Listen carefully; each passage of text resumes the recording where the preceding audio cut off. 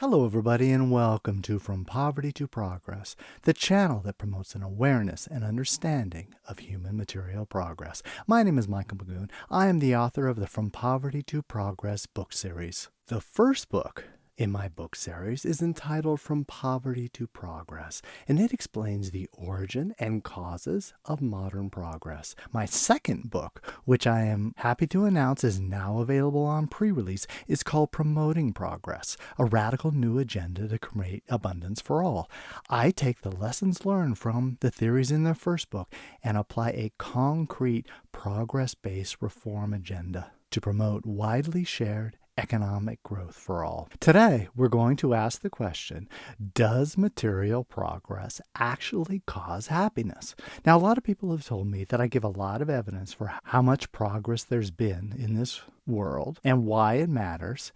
But they say it doesn't really translate into human happiness, which is, after all, the most important thing. So today we're going to find out to what extent human material progress actually causes happiness. Now, in previous videos, I've gone over metrics that have clearly showed that progress exists, including per capita GDP, Human Development Index, poverty rates, literacy, and many other topics. If you'd like to see more, please see my book, From Poverty to Progress, Understanding Humanity's Greatest Achievements. And as a reminder, my working definition of progress is the sustained improvement in the material standard of living of a large group of people over a long period of time. So let's dive into the metrics. How do we measure happiness? That concept seems to be something that would be very difficult to measure.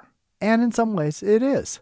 I'm going to be relying on what's called the World Value Survey, which is a survey that started in 1981, and now it covers just under 100 countries. In this survey, people are asked the following question.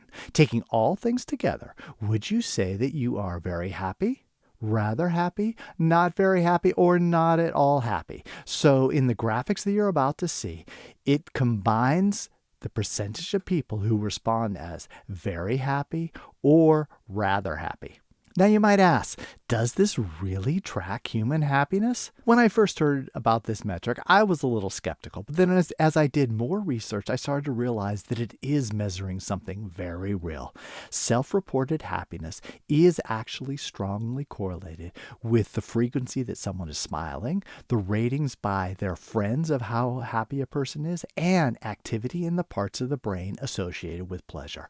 So while this measurement of happiness is certainly not definitive, it is measuring something very real that is associated with human happiness. Now, first I want to make clear that progress does not make everyone happy. It's very clear from the happiness research that each individual has a unique happiness baseline. We don't really know exactly what it's caused by, but it's pretty clear that it's related to genetics, childhood experiences, the type of parenting that their parents did, and other factors. We also know that short-term events can cause major changes in a person's happiness. They could be positive things, such as getting a promotion, or buying a new car, or buying a new house, or getting married. Or they could be negative changes, such as the death in the family, unemployment, or divorce. But what's important to realize is people tend to bounce back to their individual baseline over time within a few years. And it's also very clear that progress does not cure serious mental illness. These mental disorders seriously distort the individual's view of reality, and they're very difficult to cure.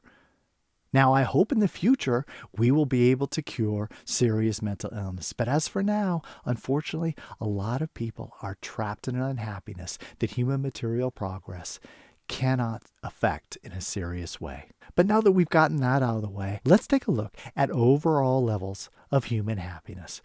And as I do in the other episodes, I sort nations into 4 big categories: the wealthy 12, the populous 12, the bottom 20, and the transformative 16, each of which I will explain in detail. First of all are the wealthy 12. These are 12 Western nations that industrialize early and currently have very high standards of living. These include the United States, Australia, New Zealand, and much of northwestern Europe. The Wealthy 12 gives us a very good overview of the trends of happiness within the wealthiest nations in the world. And one would expect that if progress causes happiness, that these nations would have very high levels of happiness. And this is exactly what you see. Among the wealthy 12, 90% or more people in every nation but Germany answered that they are either very unhappy or rather happy, with the exception of Germany, which has a clear upward trend, and the United States and Australia, which has somewhat of a downward trend. There is relatively little variation over time. So while not all respondents agree, the high standard of living of the wealthy 12 has translated into widespread happiness. The slight downward trend since the 2008 recession is disturbing, though. The magnitude is small, a decline of about 1%, but it is clearly in the wrong direction. It is possible that wealthy nations have hit peak happiness, or it could be just a temporary dip due to economic recession. Either way, this short-term trend is trivial in comparison to the very high rates of self-reported happiness within the wealthy 12. The second group is what I call the populous 12. These are the 12 most populous nations that did not have a high per capita GDP in 2020. This includes China, India, Indonesia, and a number of other populous countries. In all, they include 58% of the world's population and cover every continent except Australia and Antarctica. In 1994, when the first data appears, the nations within the populous 12 had levels of happiness significantly below the wealthy 12. They ranged from a high of 81% in Turkey to a low of 65% in Nigeria. From 1994 to 2020, average levels of self-reported happiness increased from 73% to 84%. Only Egypt and Iran experienced a downturn. Bear in mind that both of these nations experienced significant amounts of political turmoil, and you can particularly see in Egypt a dramatic decline right about the time when they had the most political instability. Progress in the populous 12 has clearly translated into increased self-reported happiness. Even Egypt has experienced an upturn since 2014 that has almost completely erased the previous downturn. The next group is what I call the bottom 20. These are the 20 poorest nations in 1990. They include Afghanistan, Burma, Papua New Guinea, and many sub-Saharan African nations. Unfortunately, we do not have good data from these nations. Only a few nations show up in the survey. There does seem to be an upward trend, but because of lack of data, it's hard to be sure that this is a clear trend. The next group is what I call the transformative 16. These are the nations that experience at least one generation of very strong economic growth after 1950. In other words, 20 years of per capita growth of over 3%.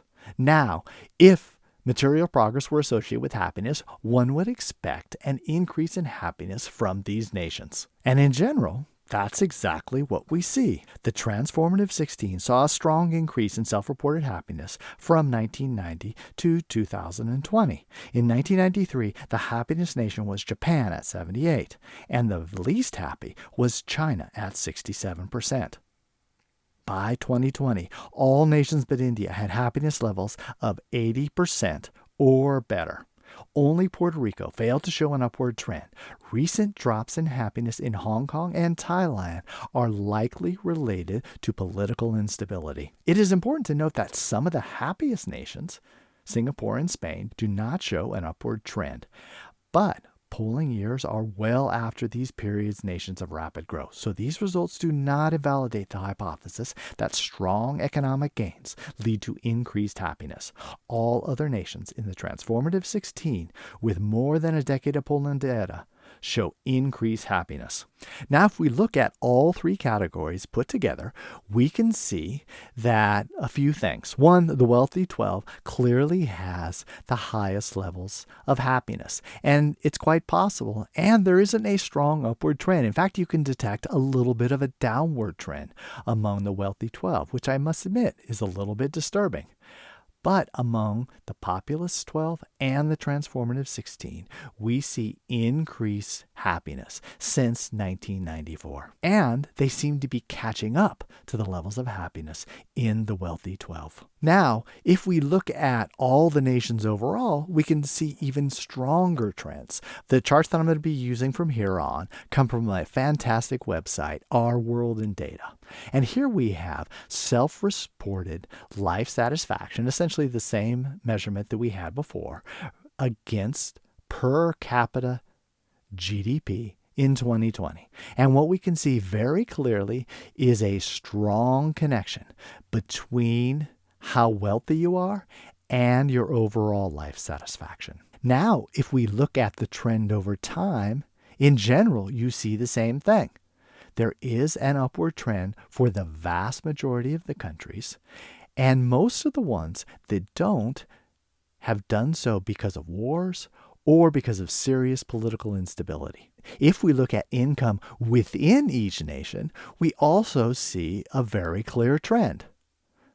Within each nation, the more income you have, the happier you are. It's not true for all nations, but it's pretty close to it.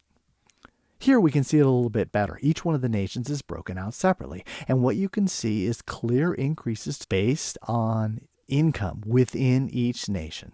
There are a few exceptions, but it's very rare. So across dozens of nations across the world, there is clear trend of increased satisfaction with higher income within each nation. This is essentially the same data plotted in a different perspective. You can clearly see a trend across nations. Wealthier nations are happier than poorer nations, and within nations. And what's interesting is people seriously tend to underestimate the happiness of other people around them. Most people think, well, I'm pretty happy, but the people around me are really suffering. They're much worse off and much less happy than I am. This is consistent across all nations. And what's also interesting is that for the countries that we have data, there's also been a decline in happiness inequality. In other words, people who are the least happy are increasing the fastest in their happiness as there is economic growth. So the difference between the happiest person and the least happiest tends to decline over time because of economic growth. So, what can we learn from all this data? Well, in general, material progress clearly increases overall happiness within a society, but it does not make everyone happy. Richer nations are happier than poorer nations. Those with higher incomes are happier than those with lower incomes in the same nation. Long-term economic growth does in fact increase happiness over time. So it's not purely based on, for example, culture. And the unhappiest benefit the most from increased progress. People also tend to underestimate the happiness of others. They think they're happy, but the people around them are much less happy. And we also learn that political instability and war can undermine happiness, but this tends to be a short-term trend. And we also can see from the data that something weird is going on in wealthy Western nations, particularly the United States and other English-speaking nations. Now, I personally believe this is because of our political instability. The polarization in politics and the politicization of so many issues is making people unhappy. I must admit, I don't have a lot of evidence to back that up, but I think that's what's going on. But in general, I think we can be quite conclusive in saying that though material progress does not make everyone happy, overall material progress does increase the level of happiness within a society. Well, I hope you enjoyed this episode. Please don't forget to subscribe and like. It really helps the channel to grow. If you'd like more resources, I'd recommend going to my website frompovertytoprogress.com. With a free email subscription, you get free ebook samples, free audio samples, and you can buy discounted ebooks and audiobooks. If you insist on paying full price, you can get ebooks, paperbacks, and hardcovers at Amazon, or if you're a bookstore or a library, you can get them at Inker and Spark. Audiobooks are available at Amazon, Audible, and iTunes. If you'd like to know more about books related to this content, I'd recommend going to my other website, which is the techratchet.com. It consists of an online library of over 280 book summaries on the topics of technology, history, economic growth, and progress.